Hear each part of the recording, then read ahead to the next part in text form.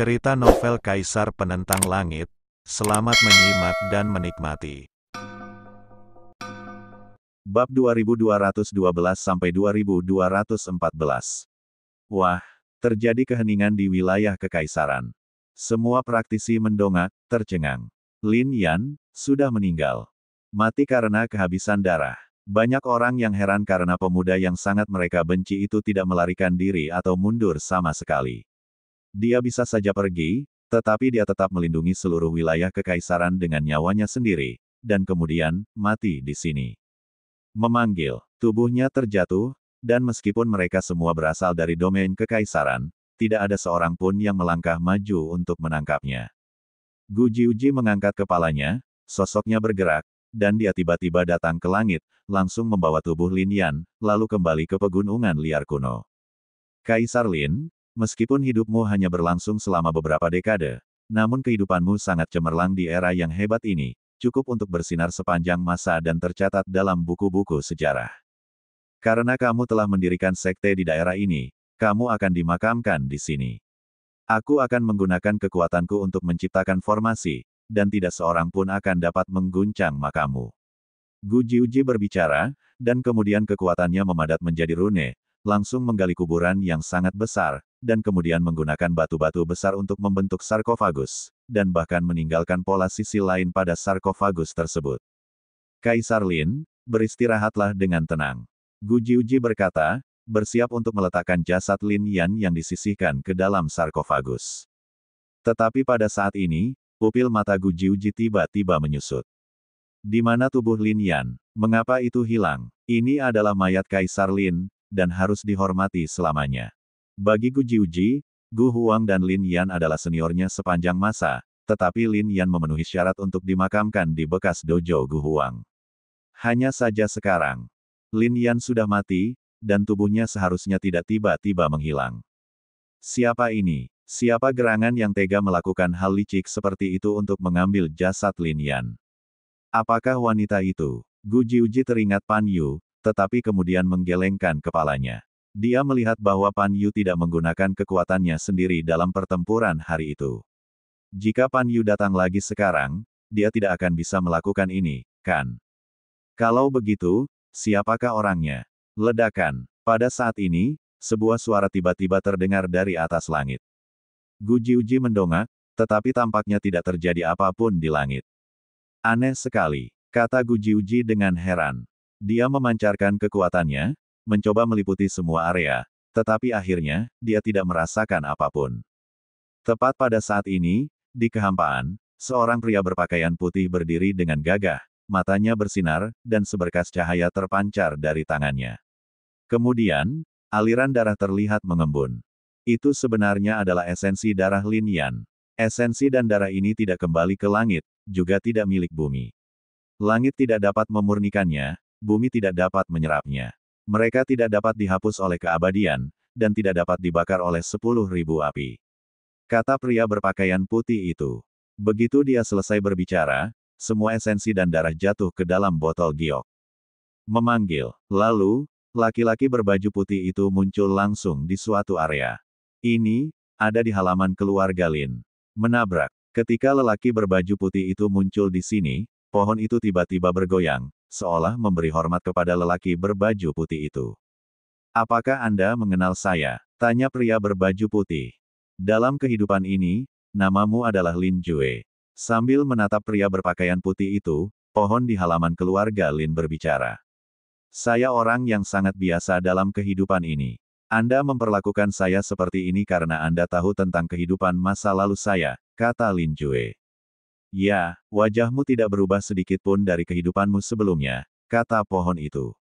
Oh, Lin Jue mengangguk, namun tidak bertanya. Pohon ini.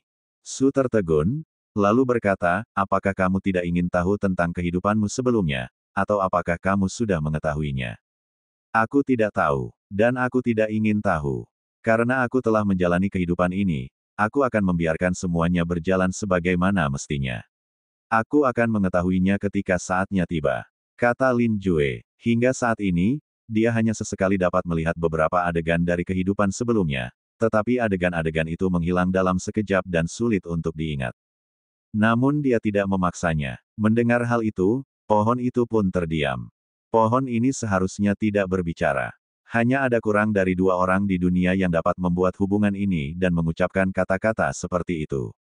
Apakah ada cara untuk menyelamatkannya? Lin Jue bertanya sambil melihat tubuh Lin Yan yang tergeletak di halaman. Aku tidak bisa melakukannya. Kata pohon itu, dia sudah mati. Bahkan dengan kekuatan para kultivator di dunia saat ini, tidak ada yang bisa menghidupkannya kembali. Dia tidak bisa mati, dan dia tidak akan mati. Keinginannya tidak hilang. Di dunia ini, tanah terlarang kehidupan dan kematian tidak berani membawanya pergi, langit tidak bisa menghancurkannya, dan untuk dunia bawah.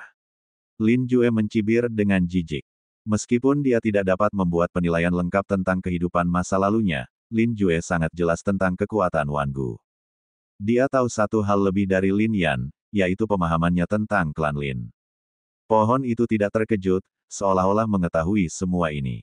Berdengung, Lin Jue mengambil tindakan dan memadatkan saripati dan darah dalam botol giok ke tubuh Lin Yan lagi. Namun Lin Yan masih belum bangun, dan tubuh lamanya tetap sama.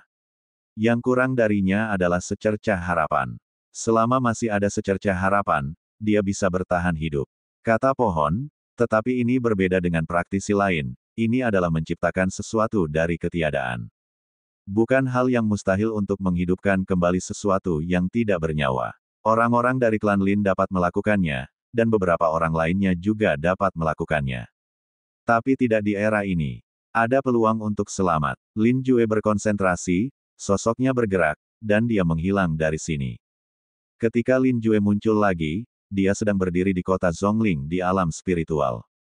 Ini adalah paviliun Yuan Xiao. Di dalam loteng, banyak murid hampir menangis. Gadis kecil, ini adalah gudang sutra. Jika kau terus membuat masalah seperti ini, gudang sutra tidak akan ada lagi.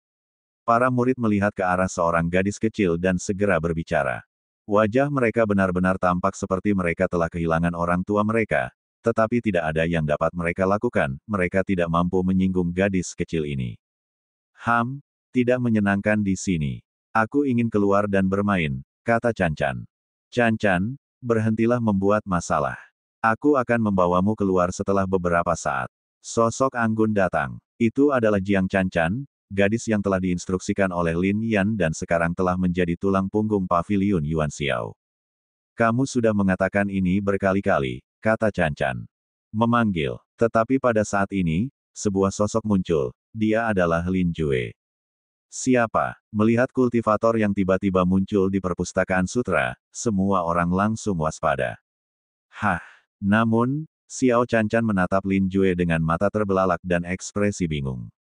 Beri aku sedikit energi. Lin Jue berjalan ke arah Xiao Chan Chan, membungkuk, lalu menatap Xiao Chan Chan dan berkata dengan lembut. Oke, Xiao Chan Chan mengangguk patuh, lalu merentangkan tangannya, dan seberkas cahaya muncul di atasnya. Semua orang terkejut. Apa yang terjadi pada pria berbaju putih ini? Aura macam apa ini? Cukup, Lin Jue memadatkan cahaya dan bersiap untuk mengambilnya. Namun, saat hendak pergi, dia menatap Xiao Chan Chan dan berkata, patuhlah dan jangan membuat masalah lagi. Kakakmu akan datang menemuimu nanti. Baiklah, Xiao Chan Chan mengangguk patuh. Saat ini, dia benar-benar berbeda dari gambaran iblis sebelumnya.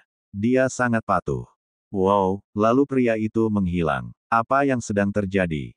Jiang Chan Chan juga tercengang. Orang ini datang dan pergi sesuka hatinya. Namun, dia menatap Xiao Chan Chan dan berkata, Chan Chan, siapa orang itu tadi? Aku tidak tahu, tetapi agak familiar. Sepertinya auranya mirip dengan kakak laki-laki. Xiao Chan Chan berkata, karena dia memintaku untuk tinggal di sini, aku akan tinggal di sini. Hal ini juga membuat Jiang Chan Chan merasa lega. Nenek moyang kecil ini akhirnya berhenti membuat masalah. Di halaman klan Lin, Lin Jue datang dan melemparkan cahaya langsung ke Lin Yan. Pohon itu terkejut, tentu saja ia merasakan vitalitasnya. Inilah vitalitas paling bersemangat di dunia. Tidak ada gunanya, dia sudah mati. Sekalipun ada vitalitas yang kuat, dia tidak bisa dibangkitkan. Jika kamu memiliki kekuatan dari kehidupanmu sebelumnya lagi, kamu bisa melakukannya. Sekarang pohon itu berbicara. Lin Jue berkata, karena baik kau maupun aku tak dapat menyelamatkannya, biarkanlah dia memasuki jalan langit berbintang kuno. Pohon ini sulit dipahami. Hidup atau tidaknya dia tergantung pada dirinya sendiri. Aku telah melakukan apa yang kubisa dan kini aku hanya bisa mengandalkannya. Setelah mengatakan ini, Lin Jue berbalik dan pergi tanpa tinggal sejenak. Datang seperti angin dan pergi seperti angin. Hal ini membuat pohon itu merasa tidak berdaya. Anda memang orang yang namanya tidak dapat dicatat dalam buku-buku kuno. Sepanjang sejarah dunia, tidak lebih dari 10 praktisi yang mengetahui keberadaan dan nama Anda yang sebenarnya. Lin Jue sungguh misterius. Itu karena pohon ini tahu bahwa selain dia, bahkan penguasa dunia bawah tidak tahu tentang keberadaan Lin Jue di kehidupan sebelumnya. Karena saya tidak memenuhi syarat, ledakan. Cabang-cabang pohon bergetar, menyebabkan tubuh Lin Yan melayang ke atas. Kemudian, dengan kilatan cahaya, tubuhnya langsung memasuki jalan berbintang kuno. Jalan berbintang kuno mungkin merupakan harapan terakhir. Pohon ini juga tahu. Baru saja ia memikirkan banyak solusi. Saya sudah memikirkannya, tetapi saya masih merasa itu agak mustahil. Lagi pula, zaman ini tidak mengizinkannya. Mengingat kemampuan Lin Yan yang luar biasa, dia mungkin bisa bertahan hidup, tetapi dia mungkin harus melewati era yang tak terhitung jumlahnya. Sulit untuk hidup lagi di kehidupan ini. Tetapi jika dia selamat, dia pasti akan berada di jalan berbintang kuno. Karena jalan ini menyimpan rahasia klan Lin. Namun, kali ini ketika Lin Yan memasuki jalan langit berbintang kuno, dia tidak masuk melalui susunan teleportasi, tetapi diteleportasi oleh pohon melalui kekuatannya sendiri. Tidak ada seorang pun di alam Tiangeng yang melihat pemandangan ini. Jalan langit berbintang kuno konon merupakan jalan yang terbentuk ketika beberapa alam kuno berpotongan saat dunia pertama kali tercipta. Jalan ini menghubungkan benua Tianxuan, kawasan langit berbintang kuno, wilayah Tiangeng, dan tempat-tempat lainnya. Menurut legenda, semua orang kuat dari zaman kuno melewati tempat ini. Di jalan ini, ada sebuah pohon yang disebut pohon langit berbintang. Akar pohon ini menjorok di antara langit dan bumi, daunnya menutupi semua arah, dan cabangnya menjulur ke berbagai alam. Pohon ini telah ada sejak lama dan memiliki kecerdasan, serta dapat mengetahui urusan langit dan bumi. Bahkan sehelai daun pun dari pohonnya dapat memiliki kekuatan yang tak terkalahkan. Bahkan cabang pohon yang tua pun dapat dijadikan senjata abadi. Banyak master reinkarnasi yang kuat yang memenuhi syarat untuk mendapatkan daun dan cabangnya untuk membuat senjata reinkarnasi. Banyak sekali praktisi yang ingin menemukan pohon ini dan melihat keindahannya. Lagi pula, sepanjang masa, banyak orang kuat yang mengukir pola mereka sendiri di batang pohon ini, dan bahkan menuangkan kekuatan mereka sendiri ke salah satu garis, meninggalkan warisan. Konon, kaisar-kaisar di berbagai era tidak mampu memasuki jalan berbintang kuno, sehingga mereka memadatkan pola mereka sendiri ke dalam suatu area. Kemudian, pohon berbintang raksasa ini akan mampu menyerap pola-pola ini ke dalam batangnya sendiri. Ini hanya legenda. Ada pula catatan yang menunjukkan bahwa mungkin pohon raksasa di langit berbintang ini adalah langit. Pohon leluhur langit dan bumi yang paling kuno saat bumi pertama kali diciptakan.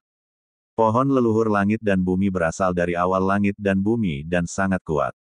Namun tidak seorang pun tahu di mana keberadaannya. Kekuatan Paviliun Wangtian dan Ming tidak menyadari hal ini. Tetapi banyak orang berkuasa menyimpulkan bahwa itu mungkin pohon raksasa di langit berbintang.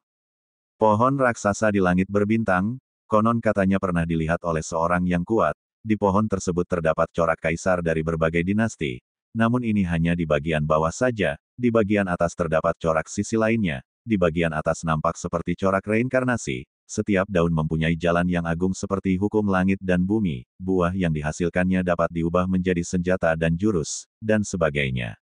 Di jalan berbintang kuno, seorang kultivator berbicara. Semua praktisi yang datang ke sini mengagumi pohon raksasa ini. Dan orang-orang ini berasal dari benua Tianxuan. Bahkan para praktisi di benua ini berharap mereka dapat menemukan pohon itu. Namun, sangat sulit untuk menemukan pohon itu. Mungkin lebih mudah jika Anda memiliki tanda kuno langit berbintang, tetapi akan sangat sulit jika Anda tidak memilikinya. Selain itu, ada terlalu banyak kekuatan yang datang dari jalan langit berbintang kuno. Sulit bagi alam utama untuk mengetahui apa yang mampu dilakukan pihak lain. Ada juga binatang bintang raksasa, badai langit berbintang, dan makhluk misterius yang telah ada sejak lama, yang semuanya merupakan krisis. Orang tua ini dari kekuatan di benua Tianxuan terus menjelaskan. Di sini, ada peluang sekaligus krisis besar. Selain itu, ada Akademi Langit Berbintang. Konon, seorang pria kuat kuno pernah bergabung dan berlatih di sana, yang membuat kekuatannya meningkat drastis. Tetapi apakah ini benar atau tidak, mustahil untuk diverifikasi. Tidak semua orang bisa masuk Starry Sky Academy. Wow, ketika lelaki tua itu bicara, tiba-tiba sebuah sosok melayang mendekat. Melihat sosok itu, seorang wanita membelalakkan matanya. Guru, apakah ini mayat manusia? Mengapa hal itu tiba-tiba datang kepada kita? Wanita itu berbicara. Mungkin dia dipukuli sampai mati dan berakhir di sini. Wajar saja jika seseorang meninggal di jalan berbintang kuno. Sang guru menggelengkan kepalanya dan tidak peduli. Yang lain bahkan tidak meliriknya. Tetapi wanita itu tetap tinggal, sambil menunjuk mayat itu dengan jarinya dan berkata, begitu sulit. Hebat, jika bisa disempurnakan menjadi boneka, mungkin bisa memiliki kekuatan yang cukup besar. Mari kita singkirkan. Wow, seberkas cahaya menyambar, dan mayat itu langsung dimasukkan ke dalam ring penyimpanan oleh wanita itu. Siapa saya? Di mana saya? Pada saat ini, sebuah pikiran perlahan-lahan bangkit kembali. Di sini gelap gulita. Pikiran ini seakan terperangkap dalam pergulatan tiada akhir. Ledakan. Di jalan berbintang kuno yang tak berujung ini, ada suatu kekuatan yang ditempatkan. Mereka telah berada di jalan berbintang kuno ini selama beberapa waktu dan sudah akrab dengan daerah kecil ini. Orang tua yang memimpin jalan itu menatap tajam ke arah mereka, lalu berkata, besok kita akan berjuang untuk batu itu, dan kita harus berjuang untuk batu itu apapun yang terjadi. Mendengar itu, orang-orang lain di sekitar lelaki tua itu pun mengangguk. Gadis muda di antara mereka mengepalkan tangannya erat-erat. Kalian pikir kalian bisa bertarung demi batu misterius itu. Pada saat ini, sebuah kekuatan tiba-tiba muncul, menatap lelaki tua itu dan yang lainnya, dengan penghinaan yang mendalam di bibir mereka. Besok, Wu Yun dan Liu Tong akan datang, dan Sekte Qianyuan kami juga telah mengundang Zhong Xuan. Menurutmu, berapa peluang Sekte Xuanyunmu untuk menang? Kultivator dari Sekte Qianyuan datang dan langsung berteriak. Apa? Mendengar perkataan itu, lelaki tua itu, gadis itu dan yang lainnya semua mengubah ekspresi mereka. Batu misterius ini memiliki banyak kekuatan dan dianggap sebagai harta karun daerah ini. Namun berbeda dengan Sekte Xuanyun. Sekte Xuanyun dulunya merupakan cabang dari Sekte Tianxuan, tetapi hal itu terjadi berkali-kali sehingga bahkan para pengikut Sekte Xuanyun pun tidak jelas tentang masalah ini sekarang, apalagi orang luar. Sekarang, Tianxuanmen akan berkembang di era ini. Jika Anda bisa mendapatkan batu misterius itu, mungkin Anda akan memiliki kesempatan untuk memasuki gerbang Tianxuan. Lagi pula, tampaknya Tianxuanmen telah mengumumkan bahwa mereka sedang mencari Xuanxi. Ini adalah kesempatan bagi Sekte Xuanyun. Jika Xuanxi diambil oleh mereka, kita akan kehilangan kesempatan untuk memasuki gerbang Tianxuan. Lelaki tua itu bergumam, dan kata-kata ini didengar oleh gadis itu, menyebabkan sedikit keputusasaan di mata gadis itu. Jika ini benar, kekuatan lain mungkin akan menghancurkan Sekte Xuanyun mereka, bukan? Pada era ini, berbagai gangguan tidak hanya terjadi di alam Tiangeng.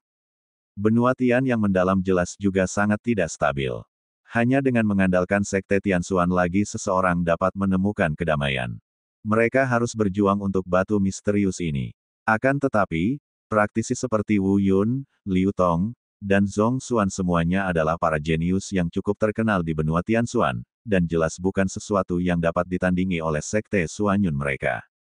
Aku akan menunggumu besok. Praktisi dari Sekte Qianyuan mencibir. Ketika mereka pergi, lelaki tua itu mendesah dalam-dalam, dan yang lainnya menggelengkan kepala. Tatapan mata mereka menggambarkan ketidakberdayaan mereka. Besok, bahkan jika kita pergi ke sana, kita tidak akan bisa merebut batu hitam itu. Tetapi gadis ini tidak menyerah. Ali, lelaki tua kita memandang gadis itu dan berkata, Guru, saya tidak akan pernah melihat Sekte Xuanyun dihancurkan. Sekte ini didirikan oleh leluhur saya, dan tidak boleh diwariskan kepada saya, kalau tidak, sekte ini akan hancur. Mata gadis itu penuh tekad. Orang tua itu tersenyum pahit dan berkata, kalau begitu, mari kita bertarung besok. Tetapi seperti orang tua ini, semua orang juga mengerti bahwa apakah mereka pergi atau tidak, hasilnya sudah ditentukan. Wow, saat berikutnya, lelaki tua itu mengerahkan kekuatannya dan menciptakan halaman yang luas, kemudian semua orang kembali ke kamar masing-masing untuk berlatih. Gadis bernama Ali itu juga kembali ke kamar, mengeluarkan cincin penyimpanan, dan meletakkan mayat yang diperolehnya hari ini di tanah. Pertarungan besok pasti berbahaya. Jika kita bisa mengubah mayat ini menjadi boneka, kita akan punya pembantu tambahan. Ali membuka mulutnya, dan segera mengambil tindakan, lalu menggunakan berbagai teknik boneka untuk langsung berkumpul dan pergi. Berdengung. Saat cahaya bersinar, rune boneka langsung tercetak pada mayat. Patah. Namun, saat rune itu menyentuh mayat, mayat itu hancur. Bagaimana itu mungkin? Itu hanya mayat. Tidak ada aura di tubuhnya, mengapa dia bisa menghancurkan rune miliknya sendiri? Saya tidak percaya. Ali berteriak. Bas-bas. Namun lebih dari selusin rune hancur berkeping-keping. Pada saat ini, air mata mengalir di mata Ali. Leluhur, Alilah yang tidak berguna. Sekarang Sekte Suanyun telah berada di tanganku, hanya ada 9 orang yang tersisa di sekte itu, dan mereka semua didukung oleh guru. Jika bukan karena guru, seluruh sekte Suanyun pasti sudah hancur sejak lama. Sekarang aku bahkan tidak bisa memurnikan mayat, teriak Ali. Sekte Suanyun didirikan pada zaman kuno oleh seorang pria kuat dari sekte Tianxuan. Pria kuat itu adalah leluhur Ali. Namun selama bertahun-tahun, selain sekte seperti sekte Tianxuan, berapa banyak kekuatan yang masih bisa eksis. Sekte Suanyun hanya berjuang untuk bertahan, dan hari ini hampir kehabisan tenaga. Ngomong-ngomong, leluhur pernah meninggalkan sebuah kekuatan, yang konon merupakan harta karun sekte Tianxuan. Mungkin kita bisa menggunakan kekuatan ini untuk menyempurnakan boneka ini. Ali tiba-tiba memikirkannya. Berdengung. Lalu, sepotong besi muncul di tangannya. Besi ini dilapisi karat dan telah ada selama puluhan ribu tahun. Ali telah mempelajarinya berkali-kali selama bertahun-tahun. Besi ini tidak dapat digunakan dalam pertempuran dan tampaknya tidak memiliki warisan seni bela diri. Mungkin kekuatan lemah di dalamnya hanya dapat digunakan untuk memurnikan boneka. Ini adalah harta karun yang diberikan kepada leluhur kita oleh sekte Tianxuan. Itu hanya sepotong besi. Harta karun macam apa ini? Ali menggelengkan kepalanya, tetapi ini adalah kekesalannya yang tak tertahankan. Berdengung, Ali menggunakan energinya untuk langsung mengaktifkan potongan besi tersebut. Seperti biasa, pola-pola kuno bersinar pada lembaran besi. Ledakan. Tetapi ada yang berbeda dari biasanya, cahaya terang tiba-tiba menyeruak dari dalam garis-garis kuno itu. Apa yang sedang terjadi? Ali terkejut, ini belum pernah terjadi sebelumnya. Dalam kegelapan, pikiran itu tiba-tiba merasakan suatu kekuatan. Lalu, suatu sosok muncul dan berdiri di depan pikiran ini. Dalam kehidupan ini, namamu adalah Lin Yan, kamu adalah anggota klan Lin, dan kamu memikul tanggung jawab besar umat manusia. Sosok itu berbicara dan berkata pada pikiran ini. Lin Yan. Pikiran ini membuka mulutnya, lalu ia memikirkan sesuatu, lalu berkata, Yun Yao Ling Kikrik. Ledakan. Dalam sekejap, pikiran ini menjadi sangat kuat dan semuanya kembali. Aku masih hidup, itu kamu. Di tempat yang kacau dan gelap ini, melihat sosok itu, pikir Lin Yan. Orang ini sangat familiar. Lin Yan telah melihatnya berkali-kali. Dia adalah orang yang dikatakan memiliki tubuh yang menentang surga dari klan Lin. Tentu saja kamu masih hidup. Selama kamu tidak ingin mati dan selama tekadmu cukup kuat, bahkan surga tidak akan bisa menghancurkanmu. Apa arti kematian bagimu? Angka itu terus berlanjut. Panggilan. Mendengar ini, ekspresi Lin Yan menjadi lebih bertekad. Kemudian Lin Yan juga tersenyum dan melihat sosok itu. Sama seperti sebelumnya, keberadaanku saat ini tersembunyi dari surga, jadi tidak akan bertahan lama. Terlebih lagi, jejak napasku ini pernah tertinggal di sepotong besi.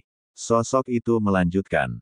Jadi, Ali ini menyelamatkan saya secara tidak langsung. Meskipun tubuhnya tidak dapat bergerak, pikiran Lin Yan jernih dan dia tahu bahwa ada seorang wanita bernama Ali yang memegang sepotong besi di sampingnya. Benar, karena dia memegang besi ini, dia pasti ada hubungannya dengan murid sekte Tianxuan. Kalau kamu bisa menolongnya, tolong bantu dia.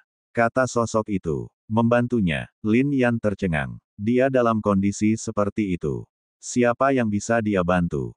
Ini adalah jalan langit berbintang kuno, dan orang-orang dari klan Lin Ku adalah penguasa sejati jalan ini.